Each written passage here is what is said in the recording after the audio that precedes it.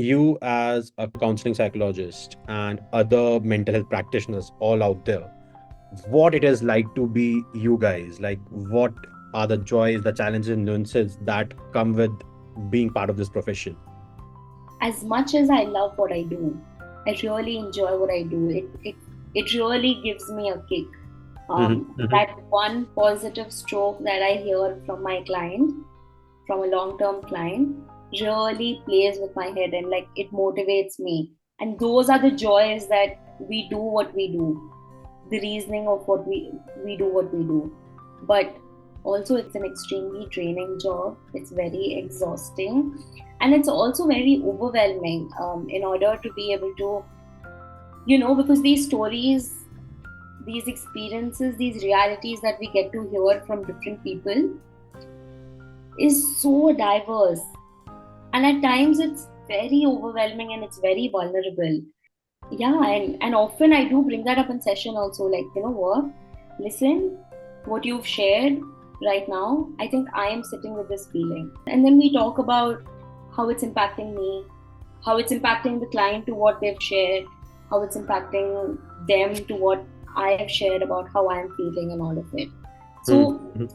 initially I would not do that, I would not share that, because I felt that that was not the right thing. But then later I realized that, but then that's not the authentic me in the session also. And I don't want to be that person who's not being able to feel anything in the session. So yes, as much as I love what I do, it is not as easy as it sounded, at least when I started. It is draining, it is overwhelming, and self-care and what we were talking about, detoxification, becomes an essential part. Kudos to all the mental health practitioners out there. We run an initiative under Anya Wellness that's called We Are Listening, and that's where the name of our podcast series has been derived. We Are Listening. The initiative was where we enabled people to vent out whatever they were going through, and we used to get what, probably one submission a week or so, and that the way it was growing when it existed. So we have put it on hold right now, but yeah, we are going to be initiating through this podcast. I'm going to making share the announcement at the end of the episode. But coming out onto my main point over here is, one of the submissions we, whenever I used to read it, because I had to pass it on to the respective life coach who's going to be, responding to it. And it was a complete anonymous forum. And that's where we're going to be looking at restarting it again. It came out as one of the discussions we were planning for another podcast recently. It used to have a toll on me. I read certain submissions which really left me that, and thanking God for the life that God has given me. I don't have to go through what people on this earth have to, go through phase, which are never part of even my wildest nightmares or the distant nightmares out there. And it had so much toll. And with mental health practitioners, I'm not sure, like I heard a mental health practitioner taking over 20 patients in a day with a gap of around 15 minutes between two appointments. And I'm like, that single read in a week got me so drained. How would that person be living? How is that person managing his or her own emotional health? So, really kudos to you. And, putting this out for the medical body out there in India specifically, what are, things you believe that the medical body should be extending as a support to the practitioners to make your life a bit easier in whatever manner that it's possible? I think I'm not sure about what the medical body or what the advisory body can do to make Mhm. things better. And I think because this area is so unexplored, it's not even a conversation that happens Yeah. outside. And now that you've asked this question, and I think this is going to be my takeaway, and something that I would be sitting with and be thinking about it, and probably because this is something that's stimulating. And like, okay, how come no one is talking about it? Mhm. Mhm. Right? But also like how the whole arena of mental health has been very ignored in Yeah. terms of, say, the education policy, the number of years, किसको MPhil करना चाहिए, किसको नहीं करना चाहिए, Mhm. अगर नहीं Mhm. करोगे तो क्या होगा, आपको पीएचडी के लिए क्या करना पड़ेगा, क्या चाहिए क्या नहीं चाहिए. It's all Mhm. very blurred. Yeah. People don't know, and it's very confusing. So I think basic clarity on that. Now, one thing that they've done is they have added an insurance thing for the mental health help seekers, clients, where they can redeem this mental health invoices of theirs through their insurance. It can be covered in their insurance. Okay.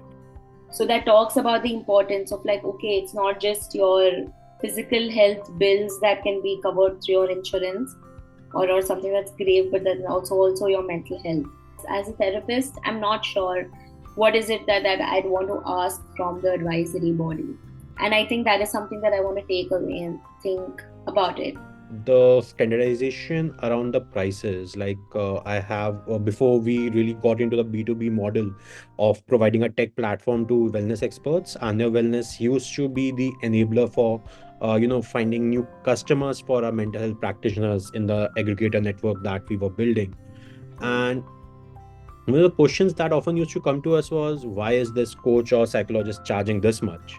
I know somebody who's charging just $10 and this person is charging $100. Why is there so much a gap? Why can't you give me the mental health counseling for free? I'm suffering from a mental health issue and you are asking me to charge, where finances are my major hurdle, and then you are asking me to shed some finances out of my pocket. So how do you not exactly how, but what are your thoughts on this, navigating this whole tapestry of actually charging, living up to the oath you have taken as a mental practitioner? What are your thoughts? Again, it is a running conversation that I think keep happening in our community, to the Mhm. fact that how all of us have been subjected to, probably someone has come and said us something like, you're a social worker, so do you really charge? Do people pay you for like just talking? But you guys are just talking. Yes, yes, yes. um, like, what are you charging for? I'm like, listen, buddy, we've studied this for 5 years. And while I also do this, I'm also studying so that things can get like, so that I can be better as a therapist. I can upskill whatever I'm doing, right? And also negating the fact that how this is our bread and butter. मेरे घर पे रोटी इससे आती है, Yes. right? And our experience as therapists, every session by session, keeps increasing, because there is something new that I'm learning with like every client of mine. Mhm. It probably as to how to deal with something, how to respond to something in the appropriate way, how to cater to something, and all of it. So Mhm. it's also the experience that you're paying for, right? Because as much as it's said, it's assumed to be a social service, it's still a service that I'm giving, and it's Yeah. for that service that I'm charging. It's, you go to your physician, आपको बुखार है, you can't be like, bro मेरे को बुखार है, आप किस बात का पैसा ले रहे हो, मेरे को बुखार है. Yes, yes, yes. You would still give that physician the basic fee. And it's also the ignorance towards the whole mental health arena. Mhm. Like, ठीक है ना, ये तो है. Yep. It's not that important. Physical health is important, so we pay for it. Yes, yes, yes. We really need to pay for something like this. This brings me to the very initial part of our conversation. We were talking about the acceptance of mental health issues. I believe these questions of why a mental health practitioner needs to be paid, somewhere or the other, are rooted in the part of acceptance by the society of mental health issues. While awareness is there, but acceptance is still finding its way through. Achal, I have two, though many more questions, but I'm gonna wrap it up with two more questions. Next question I would like to understand from you is probably, not going to the extreme case that I just shared with seeing up to 20 patients in a day or people coming with such issues. How do you really switch between different clients or patients coming to you? Be it Hmm. even two patients in a day, one patient might come from a different traumatic experience, or the other one might not have that level of adversity going on. So how do Hmm. you, as a practitioner, really switch between clients? How do you manage your emotions, and have that flip switch happening, that you're able to cater to the both to the best of your potential? Yeah, yeah. So I think again, every practitioner functions differently. Something that works out for me is I do not take up more than 4 to 5 sessions in a day. Yeah, and I think which is a good number, because in a day I'm talking to 5 different people, talking about 5 different realities, and at least I do give a minimum of 1 hour break. Okay. Like, probably if I have a session from 10 to 11 in the morning, my next session would be from 12 to 1, Okay. or like probably a little later, or it would be divided throughout the day, such a way. But a minimum of 1 hour, I do take that off, because as soon as the session is done, we do have to write our session notes. So Yep. that takes up a little time. And once that's there, it's important for us to also like unwind, get back to reality, move from the therapist chair and just shake up for a little bit and Mhm, come mhm. back there, right? So I think what I do is I make sure that I do not take more than 4 to 5 clients a day and a gap of 1 hour.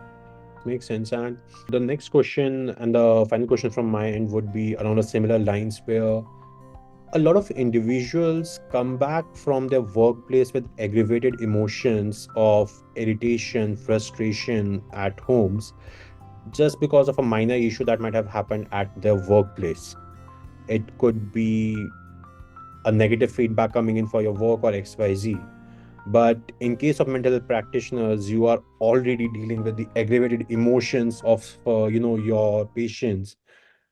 How do you really balance between your identity within the therapy room or during that session versus your identity as a family member or as an individual? How do you really find that balance between the two?